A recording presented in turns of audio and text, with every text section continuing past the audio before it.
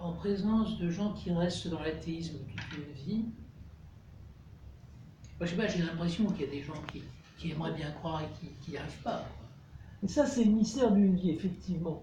Mais je crois qu'à la limite, notre seul point d'accès à cette question, c'est notre propre cas. Nous, on n'a qu'à voir comment c'est passé pour nous. Et évidemment, quand je vois bien des gens comme ceux que tu décris là, mais d'abord, nous ne sommes pas à leur place, nous ne savons pas l'expérience dans sa totalité, parce qu'ils ne sont pas morts encore, ils vivent encore, donc c'est pas ce qui peut arriver dans les derniers jours de leur vie.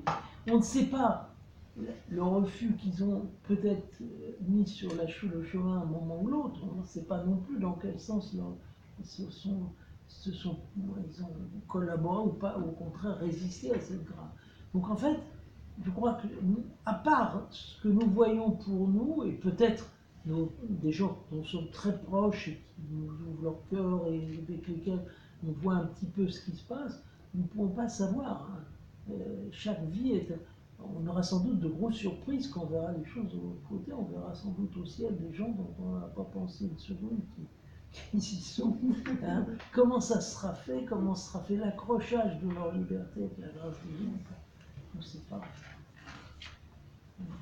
Mais partant de notre cas, on voit relativement bien, moi je vois relativement bien comment ça se fait.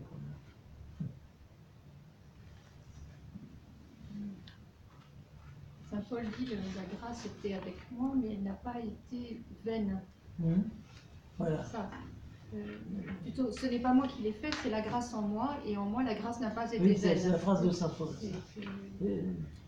C'est pas moi, mais la grâce de Dieu avec moi. Mais en tout cas, il y a une image certaine fausse de la grâce qui vient de la cabale janséniste, c'est-à-dire dans laquelle la grâce est vue comme une force nécessitante qui agit sans tenir compte de la liberté humaine, soit pour le sauver, pour les élus, ou en le laissant tomber, au contraire, pour les damner.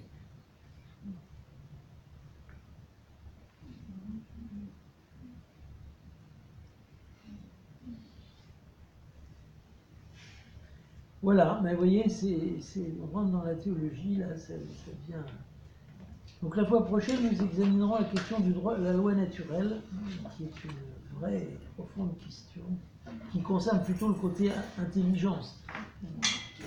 Aujourd'hui, c'est plutôt le côté volonté.